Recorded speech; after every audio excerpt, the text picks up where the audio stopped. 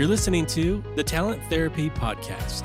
Here, you'll find discussions around recruiting trends and best practices with talent acquisition leaders in the biotechnology and pharmaceutical industries so that you and your team are informed and up to date in an ever-evolving space.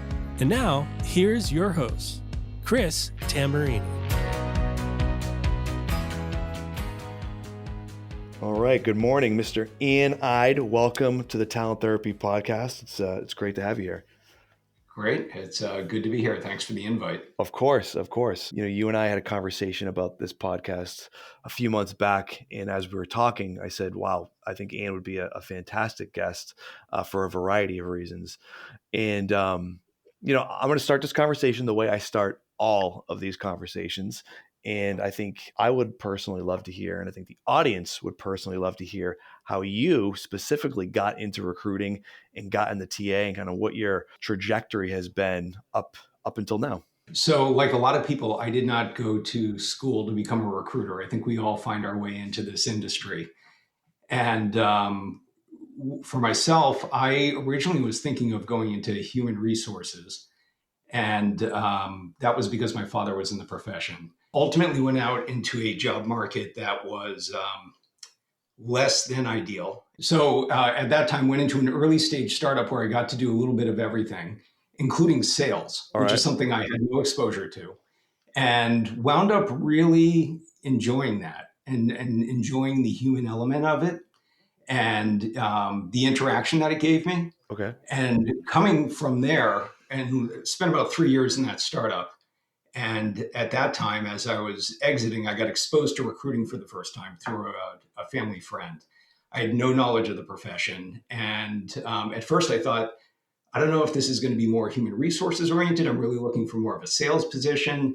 And as I learned more about this, I was really excited because selling and matching talent versus selling a product was really interesting to me. The close was complex, the impact you're having on the company as well.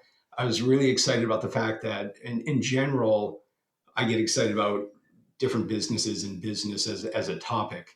So going into the field of being a recruiter and getting exposed and partnering with different companies in a meaningful way was definitely exciting to me. So I started off in direct hire recruiting from a technology standpoint, and was with a firm by the name of Winter Wyman, which was one of the leading recruiting firms in the New England area at that time.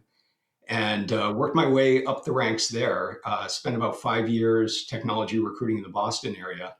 But then I began a path with them where I helped open up different business lines in different markets for them. So I went into the New York marketplace and worked with a lot of fantastic companies there. Went over into the Washington, D.C. marketplace also and got a really interesting experience with companies like Northrop Grumman, Booz Allen. Was working with companies in New York as well previously, such as Estee Lauder, Goldman Sachs, Morgan Stanley. So these were firms that really had world-class recruiting efforts going on, and to be able to partner with them was a great learning experience. And as I progressed with Winter Wyman, and by the way, I was there a long time. I was there 24 years. But because I kept changing positions during that time, it didn't feel like it was getting stagnant at all. And so I eventually became co-president of their direct hire business. Then eventually, for the last 4 years that I was there, I helped launch their executive search business and was president of that. So it was a really well-rounded set of experiences. And coming out of there, I left because the founder of the company passed away, and it became clear that they were going to sell the company at that time. And I had the luxury of being able to enter the market and think about, all right, what do I want to do now? What industry might be interesting to me? And when I was looking at that, I had a high level of interest in going to the corporate side. I felt like some of the more interesting leadership opportunities were on that side. A lot of the resources around leadership was there as well. So that had been something I'd been thinking about for some time. But then I also really wanted to focus on the life sciences industry for a few different reasons. And one of which was, at that point in my career, I was excited about something that had a mission for me. but also to recruit around a company that had a mission as well. And was lucky enough to find myself at Foundation Medicine, and was brought in there through a connection of mine. The CHRO and I had worked at sister companies in the past, wound up coming in at a time where they were growing quite quickly. They had about 900 employees and were looking to make 600 or 700 hires that year. And my predecessor in the role that I'm in right now had done a fantastic job building a great team. And I was fortunate enough to inherit a really strong team. One other thing I'll mention about the transition to Foundation Medicine is it's our goal to transform cancer care. And many people that join Foundation Medicine come in because they have a background where they know people in their family or people close to them were impacted by cancer. And that was Yeah. true of me. But I had another reason as well. And that was because when my youngest daughter was 12, she was diagnosed with diabetes, which is type 1 diabetes, which is something I was not familiar with at all at the time. And I almost felt like this is no big deal. It's very common. And when she was diagnosed, I was actually admitted to the hospital for 2 full days because you have to get trained on what it's like to care for somebody with that and how Wow. intensive it is. And I had no knowledge of that. And once I went through that, and once we began working with my daughter on her condition, I saw what a positive impact the incredible technology and medicine that's out there has for her to lead a normal life. And that really resonated with me. And so that was a driver as well. I came to life sciences and came to Foundation Medicine through that, but being able to go into that space. And it's also one that I felt was really exciting. My background, I had biotech experience, but I probably had more traditional technology experience than anything else in terms of working with companies like that. And at that moment in time, I felt like there wasn't as much innovation going on then. And when I looked at life sciences and I looked at gene editing and CRISPR and all these different major innovations that were coming, so that, that's exciting. That's got a lot of runway in front of it, a lot of change that will drive a lot of hiring. So those were some of the things I was looking at when I came into Foundation Medicine. That's great. I mean, you actually answered a couple of my questions because I was going to ask, um, being at Winter Wyman, being on the finance and technology side of things, had you had any biotech experience? And it sounded like you didn't have much, and it was more of like a personal interest to you to get into biotech, and then combining your expertise in search and recruiting with your kind of innate experience and interest in life sciences that led you to the life sciences market. Is that right? That's true. I did have some. I had enough to be able to speak to that. But as you know, the profession of recruiting is about walking into something new and learning it quickly. Yeah. And many of the core recruiting traits and issues stay the same. And Right. so it was a deep dive during my first year at Foundation Medicine and learning about the structure of the organization and R&D organizations versus commercial and all the various aspects of that and the different roles. But yes, you're correct. There was a learning curve during that first year. Yeah. I'm going to go a little off topic here for a minute. And I'm actually curious on your personal opinion on this particular topic, which is when it comes to recruiting, when it comes to working with talent and identifying talent, how much of it do you think is having a strong technical background? And I'm saying this from a recruiter's perspective. How much of Yeah. it do you think it is having a strong technical background in the particular discipline that you're recruiting for versus how much of it is actually the art of recruiting and being able to understand human beings and human nature?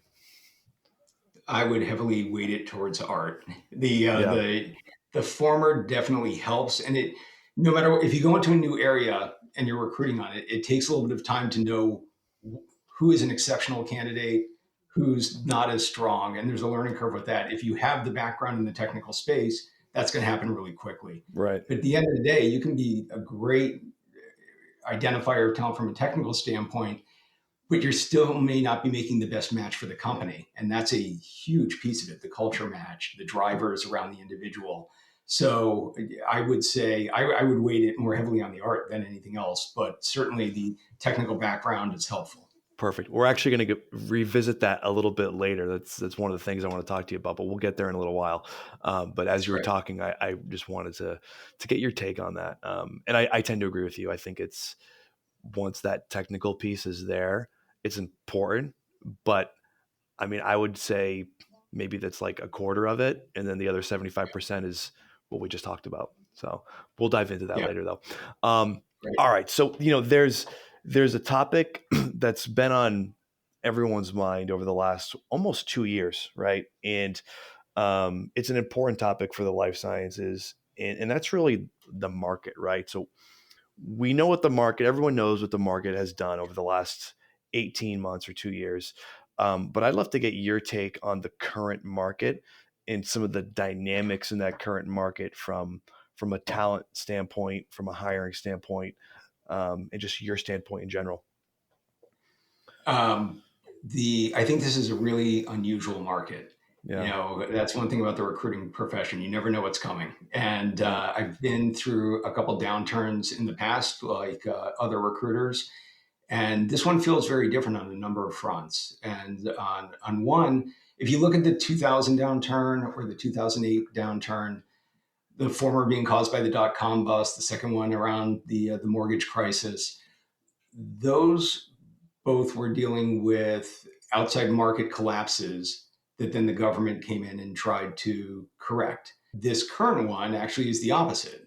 Obviously, the government has been raising interest rates to compete with inflation. So that is a very different dynamic that I think what that has led to is I was talking with Dave Melville Jr. over at the Bowden Group. He mentioned to me that this is the longest downturn in terms of consecutive months that he or I have ever seen. And that's the difference. Both those previous downturns may have been deeper at their lowest point, but they were shorter overall. Right. And this has been not as deep and not fun. And it's been for a much longer period of time than we've seen before. So it's really unusual from that standpoint. And you know, it has crossed many different sectors, but it's hit Boston particularly hard because both life sciences and the technology space, probably two of the biggest markets locally, have really been impacted by this. Yeah. Yeah. I mean, it's interesting because, you mentioned the length of this, right? Like typically when you think about a downturn, I can recall the 2008, 2009 downturn, and that was less than a year, or maybe we'll call it a year ish. But there was a clear shift in momentum where you saw it. Okay, we experienced it. We hit a Yeah. low. It was a deep low, but now we're going back up, and we're going back up at a pretty rapid pace. This has been like dragging through the mud, I feel like, in a lot of ways, right? It's been slow. It's been unproductive. There's signs of good things to come, but it's way out in the distance, right? So Yeah. that's kind of, it's interesting to hear that that's your perspective as well. So, I mean, what do you see from, as we're sitting here today in late March, what do you see from an outlook perspective over the next, we'll call it 6 to 18 months? Oh, as a recruiter, I'm always an optimist. I'm always thinking it's getting better, right? Right. And I Likewise. do think that. I actually think we've seen the floor.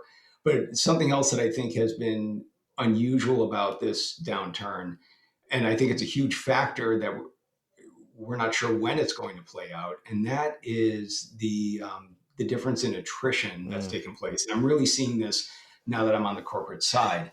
So we all went through that period of time when there was a really high attrition a couple of years ago, and if you once this market started slowing down, we saw a real decrease in the number of people leaving the company. And I think that's because they're saying, well, it's not a great market. I'm going to wait until the market gets better, which is logical. But as this was happening and as we saw the attrition numbers drop, our first impression was, wow, we're doing something right, right? Everybody's staying, yep. engagement must be up.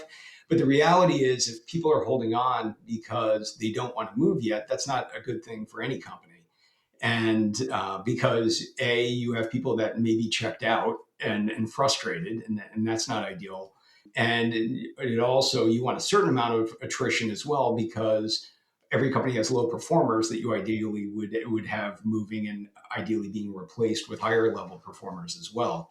And so looking at the numbers, if we take the peak of attrition, which I think was back in July 21 for us, and then you go to the lowest point, that's about an 11 percentage point difference, at least for us. Wow. And what that means when you look at that from a hiring standpoint, because normally you would have to backfill those roles, and the math actually accelerates a little bit because most companies have an internal mobility rate as well. So if you take your positions and 28% of them get filled through internally, that starts to amplify the amount of hiring you're doing, because somebody internally moves into that position and you're handling the search for that because you're evaluating external candidates, you're evaluating internal candidates. Internal person takes the role, they leave a backfill that then Yeah. needs to be filled as well. So it compounds a bit. So when you take that 11 percentage point drop, for us, you're talking over 250 positions, just that alone annually. And so, and we're not huge. We're about 1,800 employees. You take an AstraZeneca or you take a Novartis, and if they're experiencing the same thing, which the feedback I'm getting is that they are, that's a huge number of positions for the industry. That's a huge number of positions for talent acquisition and recruiters that are out there right now. It's almost like a game of musical chairs where, you know, they're playing the music, but nobody's moving. And we always want change, right? And that's going to drive the amount of hiring. So I think, to get back to your original question, that this has been a really unusual market for that reason as well, because that's a massive factor here that we don't know when that's going to free up. Yeah. But I think the positive news here is, for that reason, I think that once things really start heating up again, it's going to accelerate quickly because you have this backlog of people that have been looking to make a move. And so I think we're going to see a huge amount of movement at that point. We're probably going to see the market swing quickly and people are going to be scrambling again. It's going to be a lot different than what we have right now. Yeah, you know, it's interesting because it's almost like it's like twofold, right? Like I think when you traditionally think of a market recovery at a very high level, you think, okay, well, market recovery in our industry means companies are getting funding and companies are growing and companies are hiring, and because of that influx uh, of hiring, there's going to be an influx of job requirements. But that's only Right. one part of it, right? Because once that happens, like you said, there's this whole attrition dynamic that's going to occur because people are going to leave, and then they're going to create a whole other additional set of openings, which is a pretty substantial dynamic that I think is easy to forget about. But it's Yeah, real. It's very real. absolutely. You know, you mentioned, going back to the attrition piece, you mentioned that there is a healthy level of attrition, right? And so those words together almost kind of sound like an oxymoron, right? Healthy attrition, but there is, right? There is a healthy attrition because you need flow for a variety of reasons. Would love to hear what you think, what a healthy attrition rate looks like, and then dive in a little deeper as to why that actually might be a good thing for a developing and evolving organization.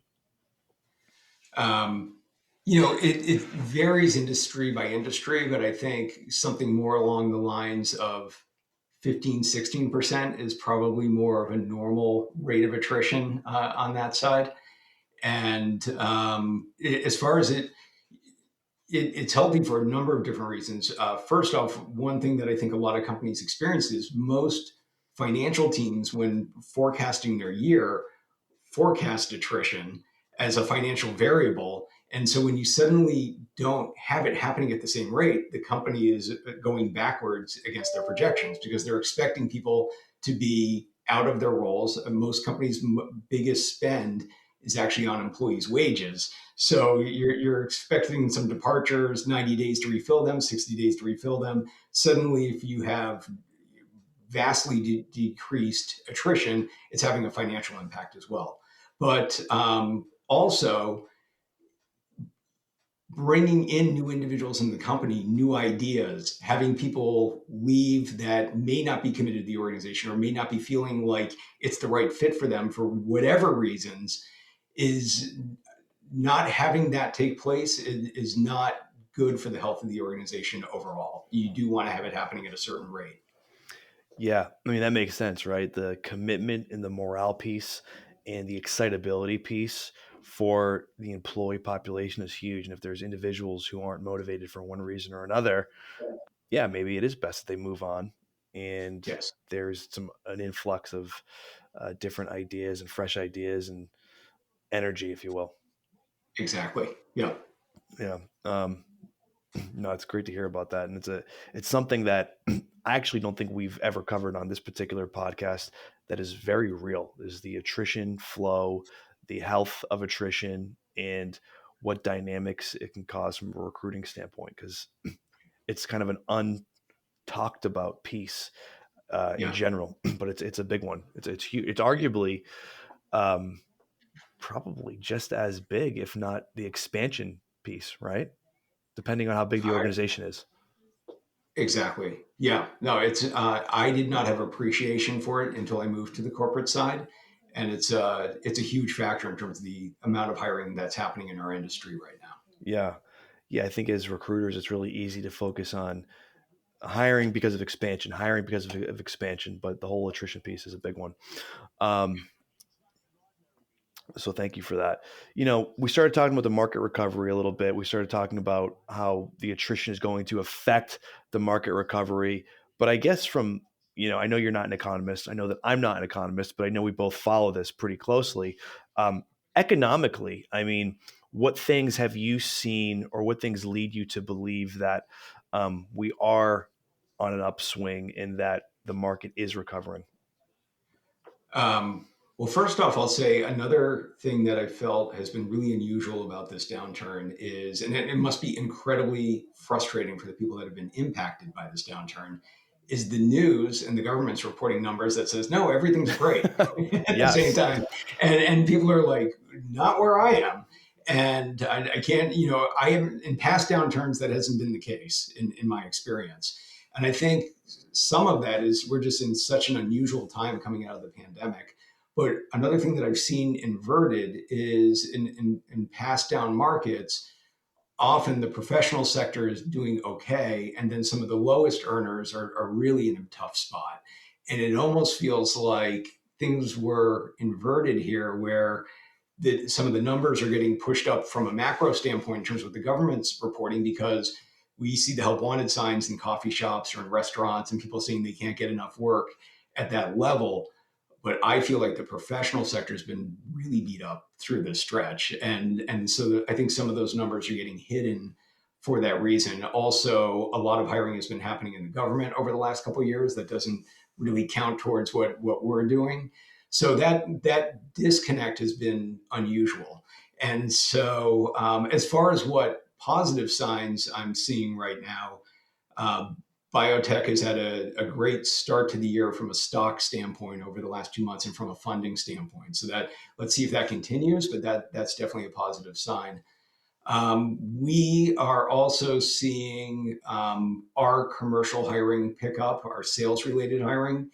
And as we compete for that talent, we're beginning to see them get candidates we're pursuing receive more multiple offers than they have in some time. So that tends to be a leading indicator of a recovery. Usually the salespeople are hired first, Yeah. and then as they bring in the revenue, the other roles follow. So that's a positive sign. And I don't know if you've been seeing this, Chris. I've been seeing a lot of people I know in talent acquisition landing positions recently. There's been Right. a flurry of announcements around that. A lot of congratulations. So uh, good to see that as well, that we're starting to see some investment in building again. Yeah, I mean, I couldn't agree more with everything you said. I feel like we're on the exact same page there. And you're right. The recent talent acquisition job landings have been positive to see because that's indicative of what's to come. Going back to something that you mentioned a couple items ago, which is the frustration that I think people in tech and biotech are seeing, because you hear, yeah, like as we sit here today, the stock market, I think, is at all-time highs. Yeah. Unemployment rate is at 3.9%, which is relatively low or healthy, I think, for the economy. But then, yeah, the frustration and unemployment rate, I think, has been in the mid threes over the last year or so. And so, yeah, in biotech, you say, oh, well, how is everything else going so well? But in biotech, it's not going so well. And so seeing that is frustrating.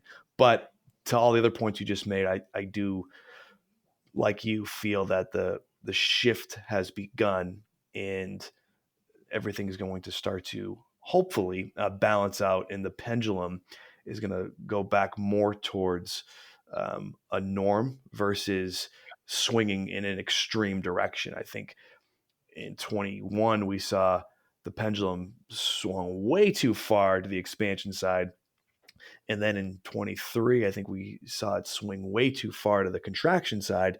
And now if we're going to get to that middle area, we'll call it maybe what the market was like 5 or 6 years ago, that would Yeah. be, I think, very healthy for everybody.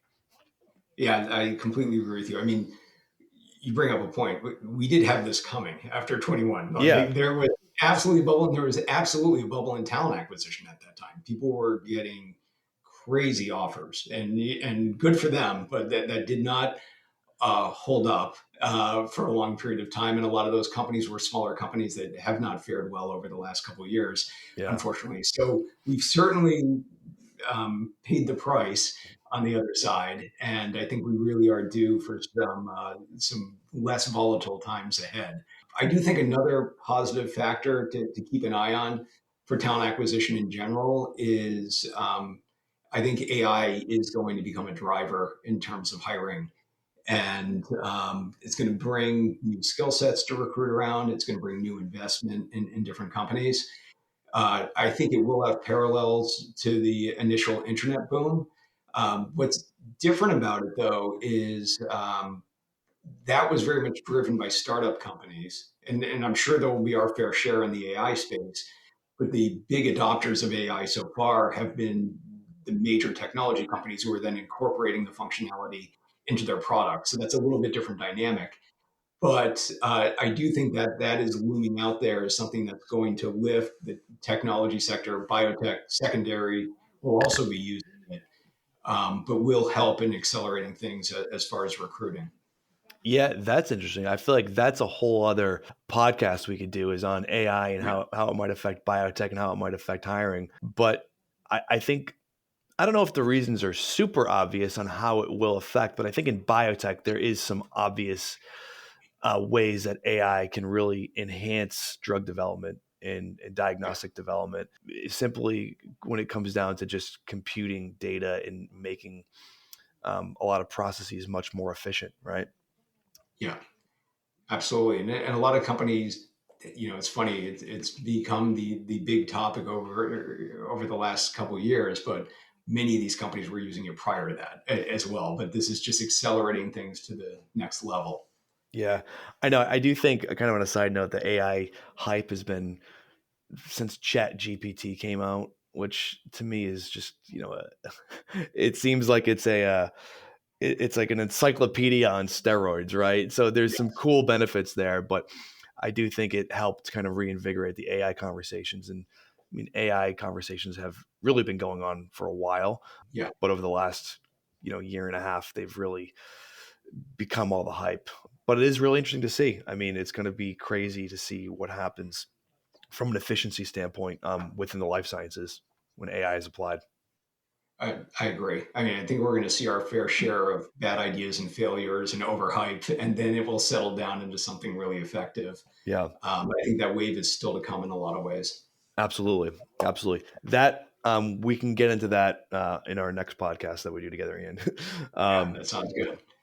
but another thing that I think we touched on a little bit is internal mobility within a larger organization. So since hiring has been down and general expansion has been down over the last year or so, what types of angles and priorities are put on internal mobility within an organization like yours?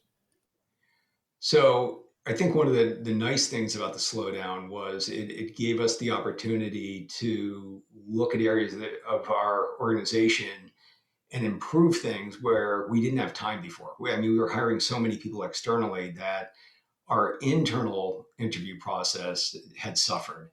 And that is a very frustrating thing for employees. And it's an area that you can put some of your best talent at risk. If you think about it, if somebody is like, I'm committed enough to leave my role to gain experience, even if that's within the company, and they might put their resume together for that interview process. And if they don't get the role or if they don't have a good experience, it's pretty easy for them to start sending their resume to other companies at that point. Yeah. And so if things are not handled properly, you're really putting yourself at risk to lose some of your best talent. And so with the slowdown, we took a close look at completely revamping our internal process, making sure that the right conversations were happening, making sure that hiring managers were involved in having conversations as well, that sometimes, unfortunately, those things were getting missed when things were fast and furious. And so we've both looked at the nuts and bolts of the process to make that a much better experience for internal employees.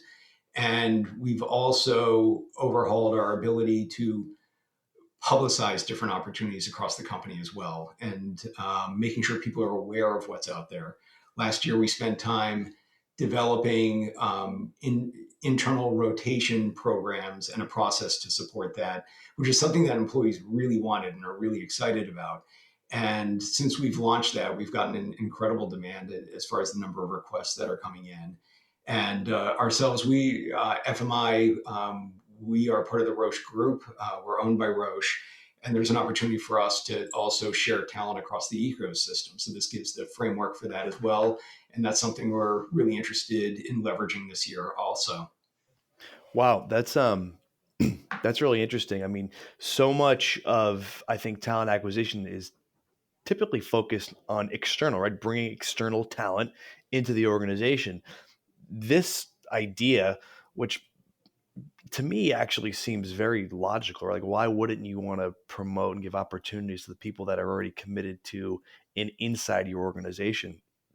So, how does that process kind of differ from like a tactical standpoint?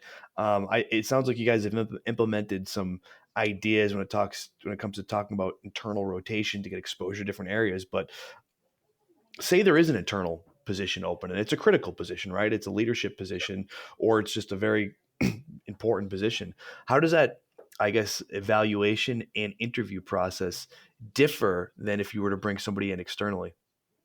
So, one thing that is different, and it's an advantage for whoever hires the individual if they hire internally, is as we hit upon earlier in this conversation already, so much of this is about culture fit as well. And if Yeah. you're hiring internally, that's already happened. These are individuals that not only are culture fit, but they've also figured out how to get things done at Foundation Medicine. Right. So if you hire internally, there's that whole learning curve that goes away and the whole risk that might come with that as well. So in theory, even if they need to learn some new subject matter, normally they're going to come up to speed faster overall because of that. And so there's a number of advantages for the person hiring as well. And they also can get, through internal conversations, a much more vetted person as well in terms of understanding their performance, their strengths, their weaknesses than you do from the outside as well. But how that process looks different, first and foremost, on most roles, we post them internally for a period of time before we go to the outside. So internal candidates have a clear runway and they're not competing against external talent. Um, each time we make a decision based on how that process is going, do we open this up to external talent or not? And there are many hires that happen where it never goes to the outside. Yeah. And so that's something that I think the employees really appreciate, having that opportunity. And I think it's one where the hiring manager can feel like I'm getting a real sense of the talent that's out there, both internally and externally. And if they're happy with what they have in front of them, they're excited, then they have a very rapid process to bring that person on board. Yeah. Do you think by recently kind of going through this process where you're putting some extra emphasis on the internal talent, do you think, in the future and when, FMI goes into, a re-expansion, or if they go into a re-expansion, that you'll take a different approach to, we'll call it prioritizing internal talent? Do you think that will be different going forward now that you've kind of experienced this lack of external hiring? I think one, we've created a much better experience for the internal candidates, and that will not go away. Like, we're happy Yeah. that we've had this opportunity to get that into a better place. And I think we will continue to prioritize, and I think we'll get better at it. And ideally, for our top talent, we'd be creating rotation programs, creating different experiences that both keep them with the company, but make them more of an asset to us.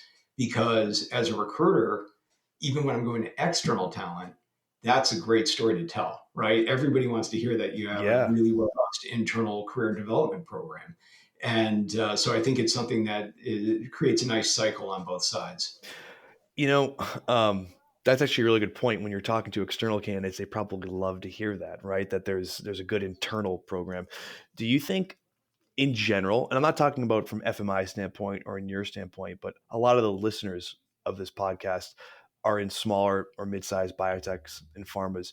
Do you think that internal mobility and internal hiring might be or might have been overlooked in the past, and that there's been missed opportunities there? It's hard. It's hard for me to say since I've only been on the corporate side in this particular role. But Sure. but I do think at the smaller companies, it's more challenging, right? Like, if I'm Novartis, I brought them up before. You have so many positions. The amount of internal mobility options that you have is vastly increased. So I think for a small to mid-sized company that's growing rapidly, I wouldn't be surprised if it's an afterthought. If it's like, we're just getting things done, we need to get these people in. We're not thinking about, can we move people here? And so I do think it's something that as a company gets to later stages, they become more cognizant of. Yeah. But I think there's a real opportunity at each stage if you put thought into it as to where there may be synergies. Because the other advantage that these rotation programs have is you can take two groups that interface with each other quite regularly. And if you can swap talent there, they're going to get a better understanding of the challenges and the opportunities, and they're going to build relationships that's going to make the effectiveness of that relationship that much better. And so I think there's reasons to do it for the internal employees, but there's reasons to do it to make the company more effective and competitive as well. Totally. No, I like it. I think that's something to really think about for everyone in talent. Really cool. That's actually a nice segue to the last topic that I love to hear from you about, which is, the quality of the hire, right? So there's always this emphasis in TA, especially when things are booming, that, all right, how much does it cost to hire somebody? What is the opportunity cost? What is the time to fill? So a lot of these metrics around hiring, right? But sometimes the quality of the hire can get lost in those metrics, and everyone has different philosophies on this. But I would love Yes. to hear your philosophy. So I think this is, at least in the conferences that I go to on the talent acquisition side, this has been a big topic this year. And I think what's exciting about it is talent acquisition, are the metrics that we have are often focused on time to fill. How fast can you do things? Or how much cost are you saving? Yeah. And those are great. But I think that elevating the conversation to talking more about quality is going to be much more meaningful to the executives and to the leaders in the company. And I'll give you a simple example that we all can relate to. It's, if I go out and I run a campaign and I come back and I say, oh, I got 1,000 applicants. Well, what does that mean? If I got 1,000 applicants that aren't great, then that's really a huge time suck. It's not something that really has benefited me. But if I can instead say, we ran this campaign, we got 11 quality applicants, and we made 3 hires, that's a much more meaningful conversation. And I think a lot of companies are looking at this. And what gets challenging about it is, well, what is a quality hire? How do we agree upon that? And it gets very difficult to measure. Yeah. And it gets a little easier if you go into a sales organization, because then you can say, all right, well, who's performing better than planned? It's pretty clear cut in that Right. case. But even then, if you're able to identify them, well, who's really responsible for that at the end of the day? When you're in a company, yes, it could be the hire, could also be the hiring manager, right? You have a great manager, could have an equal influence on that. It could be the onboarding program, it could be training. There's a lot of people that want to take credit for that quality hire and they're able to identify them. And it's hard to get alignment on that. Even if somebody has strong performance, a manager might say, yeah, the metrics are good, but I'd put them in the middle, not at the top. And so um, when we're looking at this, I'm much more interested in making the topic smaller. And I think that if you can make it small, you can have some conversations that are meaningful with the leaders and with hiring managers. So, um, for example, if a hiring manager is looking at, you know what, I don't think employee referrals are valid. I think I get more of the same whenever somebody refers somebody to me. I I don't have a lot of faith in that. Well, if you can go and then show them that 3 of your top performers actually came from employee referrals, they're probably going to become a little more open-minded on the topic, right? Yeah. And so that's something that we're looking at and trying to figure out how do we use this information to influence the business at important times on different topics as well. No, that's really interesting. And you know, I feel like the quality of hire, like you said, it's not like a concrete thing, right? It's going to be different for every group and for every company and for every hiring manager and for every position. It's hard to quantify, which is, I guess, why we're calling it quality of hire versus the quantity of the metrics around the hire. Um, and so it's one of these topics that I think is going to always be ever evolving, and it's going to be dynamic, and it's always going to be changing. And I like how you said make the conversation small, or make the criteria small. Is that what you said? Yes. What would be, not to put you on the spot, but I'm kind of curious, like what would be an example of that off the top of your head? So I think determining metrics that everybody can agree on, including the business. So, an example would be, instead of talking about applicants, define a quality applicant as somebody who actually gets past the hiring manager. And then when you track your source data, well, how many quality applicants did that result in? And I don't think anybody would dispute that. Wow, if they made it past the hiring manager screen, they're going on to meet with the team. That's a good candidate. Yeah. And so when you work backwards to say, all right, it's worth investing in this tool because it's producing quality applicants at a higher rate than any other source that we have, that's going to be a meaningful conversation versus just talking about number of applicants. And so that's an example of making it smaller for the conversation. That's great. No, I like that. I like that a lot.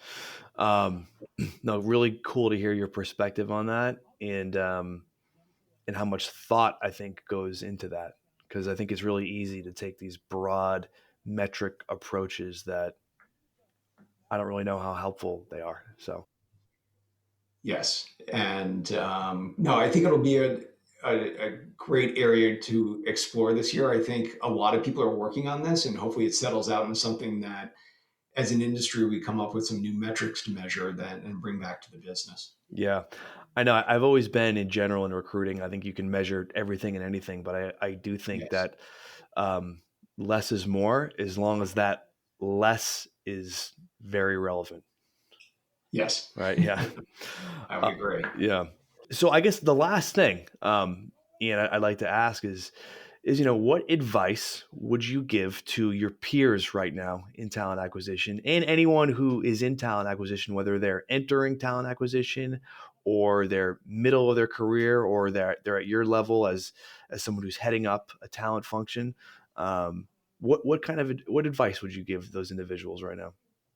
So for my peers, I think as we talked about before, we're hopefully returning to a better market. We're not there yet. I have definitely taken the opportunity, and I hope others have as well, to improve our processes and to get people ready for that market when it returns, to do all the things we didn't have time for. Because the reality is, to the point that I made before, that I think this market will kick in pretty quickly. And once we're busy, really hard to implement change, really hard to get your process into a better place. So I would encourage anyone to keep pushing on that side if they have the opportunity to right now. And with people entering this profession, I would say, I don't think that's changed. Focus on learning. Like that should be your top priority, gaining experience, doing different things. If you get comfortable with something, take on a new challenge, because the better rounded you are, the better prepared you are to handle whatever's coming at you. Awesome. Well, that's fantastic advice, and it's a fantastic way to conclude the session. So thank you very much, Ian. It's been great having you. Thank you for having me. Enjoyed the conversation. Thank you for listening to this episode of the Talent Therapy Podcast with Chris Tamburini. This show is for entertainment purposes only and is copywritten by Rana and Vance, LLC.